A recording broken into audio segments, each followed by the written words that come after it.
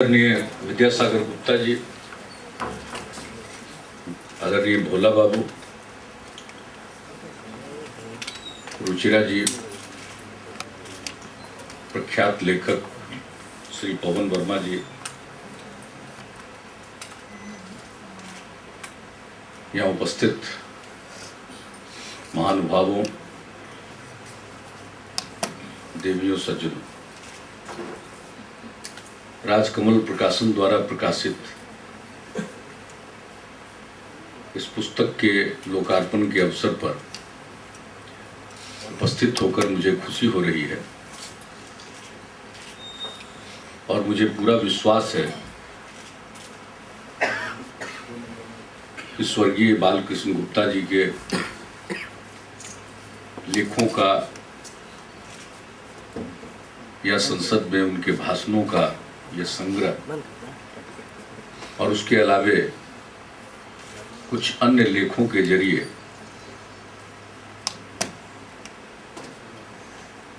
उस समय के दौर को समझने में आसानी होगी। आज के समय के बारे में भी एक नए दृष्टिकोण से विचार करने की प्रेरणा भी मिलेगी।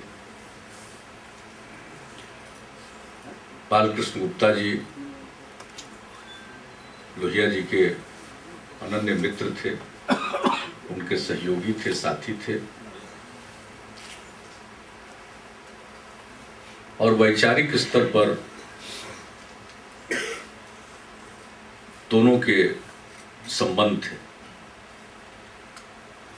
वैसी परिस्थिति में उनके जो आलेख हैं उसको पढ़ने से हम बहुत कुछ जान पाएंगे, समझ पाएंगे। आज विचारों पर ठीक ही कहा गया कि बहुत जोर नहीं दिया जा रहा है।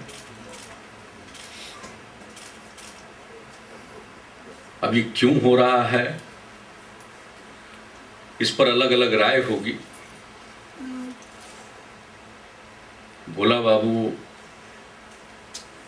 आज के इस दौर का रोना रोकर अपनी जिम्मेवारी से बच नहीं सकते। अब ये ठीक है कि भोला बाबू शायद अब अकेले ही बचे होंगे। उस समय के कुछ लोग और हैं जो सक्रिय हैं, राजनीति में हैं। ज्यादातर लोग तो अब हमारे बीच नहीं हैं,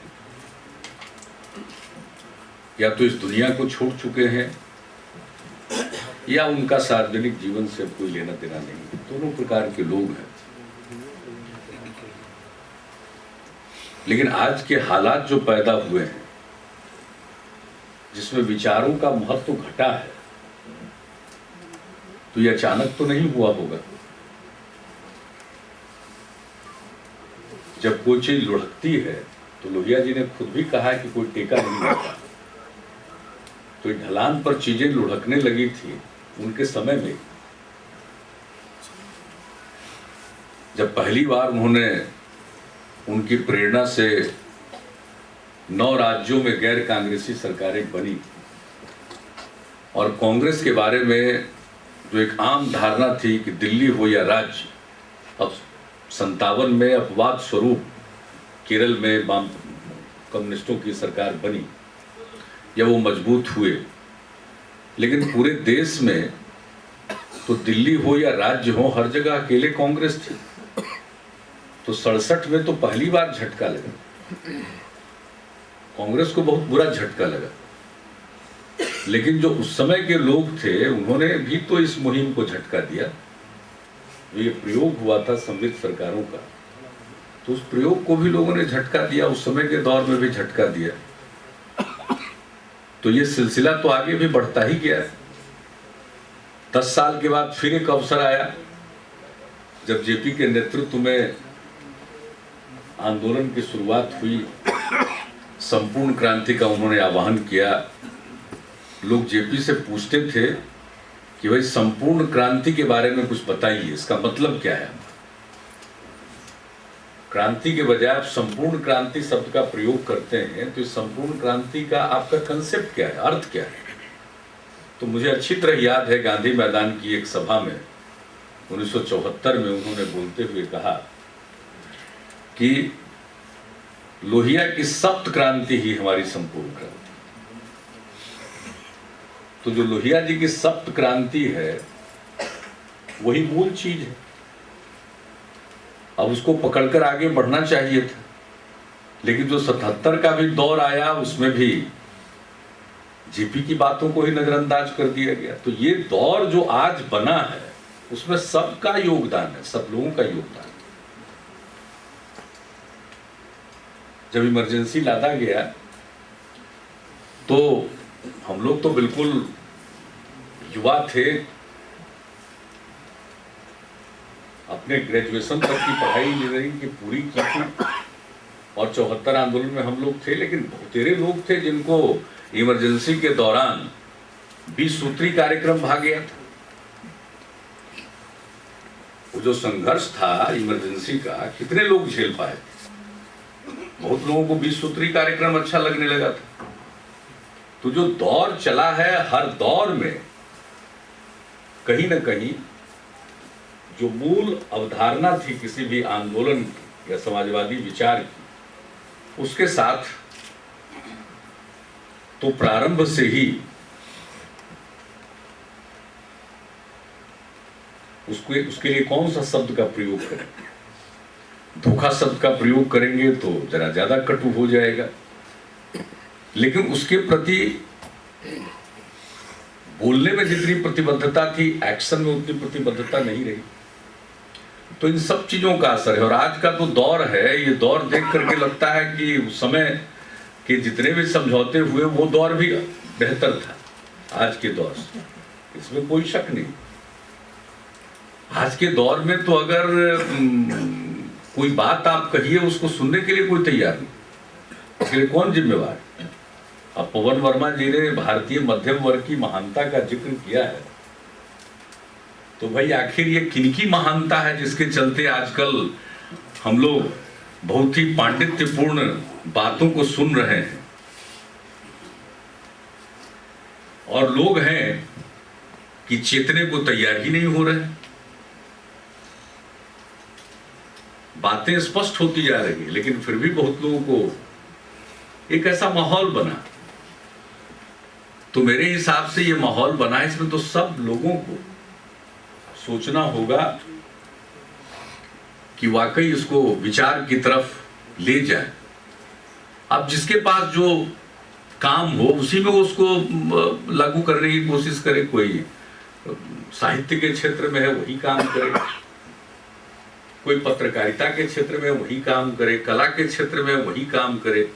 अब ये चिंता छोड़ दे कि हम बहुत बड़ा, हमारा कोई संगठनात्मक स्वरूप नहीं, लेकिन वैचारिक चीजों को लेकर लोगों को अपने जिम्मे जो भूमिका है उसमें निभाने की कोशिश करनी चाहिए।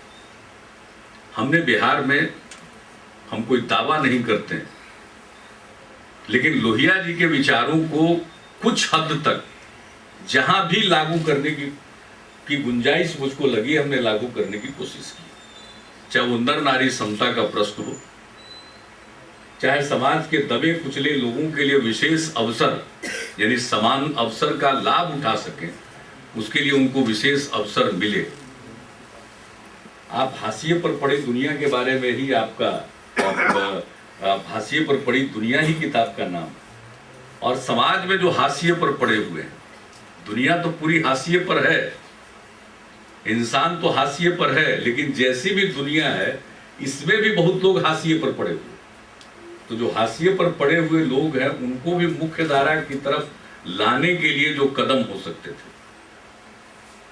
और आज के समय में शिक्षा के प्रकार पर, शिक्षा के आप उसके कंटेंट पर बात कर सकते हैं, बहस कर सकते हैं, लेकिन जो भी शिक्षा उपलब्ध है उसको भी उपलब्ध कराएंगे या नहीं लोगों को कराएंगे?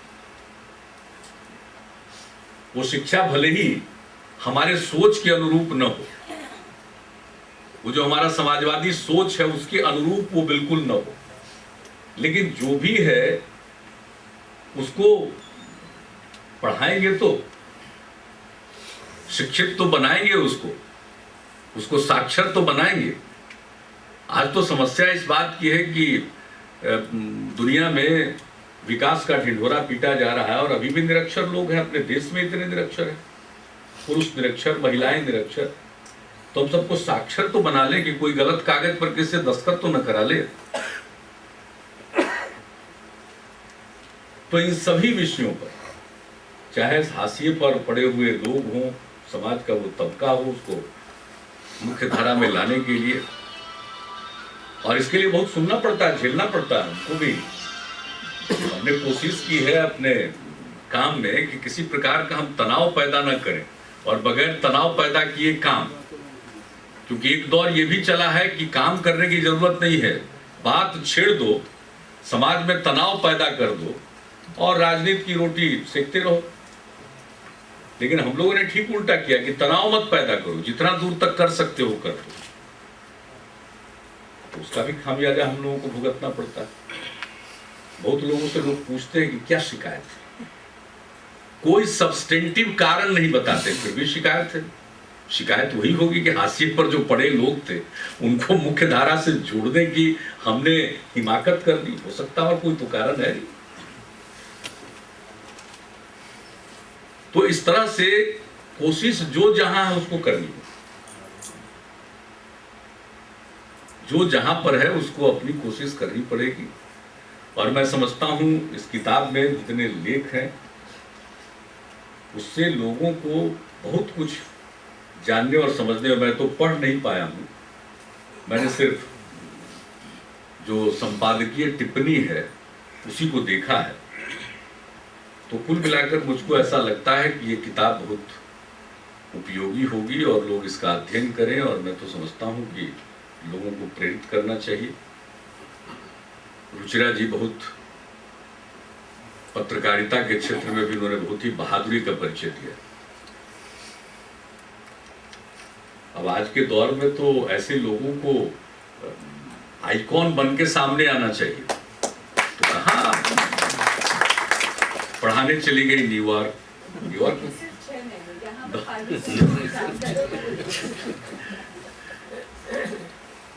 आज का जो दौर है वो तो आप देखिए कैसी कैसी बातें सुननी पड़ती है, क्या क्या कहा जाता है। और कभी आईना दिखा दीजिए तो पक्ष में लिखने वाले लोगों की कोई कमी नहीं है, लिख देते हैं कि वातावरण बिगाड़ रहे, निचले स्तर पर चले गए। यदि जो बोला जा रहा है सबको स्वीकार कर ले। हम तक्षशिला देख करके आए पाकिस्तान से, हम मान लें कि बिहार मान लेना चाहिए। 27 तारीख को हम पटना में थे तो हम मान लें कि हम राजगीर में 56 भोग खा रहे थे। भाई चीजों का तो, तथ्य का तो प्रतिवाद करना पड़ता है।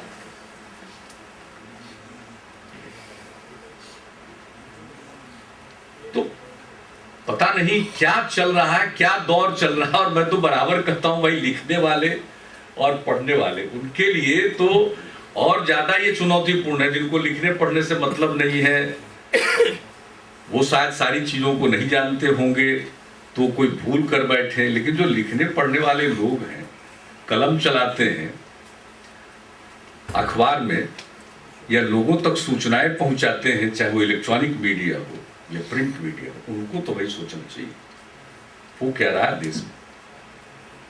अगर उसको ध्यान नहीं देंगे लोग तो फिर बाद में तो अफसोस ही करेंगे, और अफसोस तब करेंगे जब उनके हाथ में कुछ रहेगा नहीं। तो विचारों के साथ राजनीति को जोड़ना निहायत जरूरी है। आज चर्चा इस बात की होनी चाहिए कि आज के हालात बहुत बुरे हैं, देश कमजोर हो रहा है, हर दृष्टिकोण से देश कमजोर हो रहा है। इसको मजबूत करने के लिए क्या नीति हो? सिर्फ हम कमजोरी का जिक्र करेंगे उससे देश मजबूत हो जाएगा या लोगों को रोजगार मिल जाएगा, या नीतियां क्या होगी? आज तो बहस होनी चाहिए कि कौन सी आर्थिक नीति देश के लिए कारगर और जरूरी।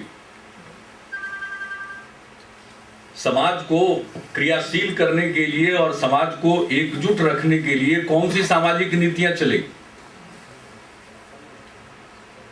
ये हाशिए पर पड़ी दुनिया की बात तो छोड़ दीजिए, इस दुनिया में एक हाशिए पर पड़ा हुआ मुल्क है भारत, उसमें जो हाशिए पर पड़े हुए लोग हैं उनको कैसे मुख्य धारा में लाइएगा, इसके लिए क्या नीति होगी। इन सब बातों पर जहां बहस होनी चाहिए वो बहस नहीं हो रही। और मैं समझता हूं कि इस किताब से बहुतों को प्रेरणा मिल सकती है और इस नाते आप सब लोगों ने, आदरणीय विद्यासागर गुप्ता जी ने एक उनकी प्रेरणा से, रुचिरा जी की पहल से और संपादकों ने उसका संपादन किया। अनुराग चतुर्वेदी तो हम सोच रहे थे कि शायद आएंगे, वो तो आते रहते हैं, नहीं आ पाए, आने वाले थे। और निरुपम जी और माहेश्वरी जी, राजकमल प्रकाशन से इन लोगों ने इसका प्रकाशन किया। सब लोगों ने मिल करके पठनीय पुस्तक प्रकाशित की है और इसके लिए मैं अपनी शुभकामनाएं देता हूं और मेरा विश्वास है कि यह किताब पढ़ी जाएगी। आप सबको बहुत बहुत धन्यवाद।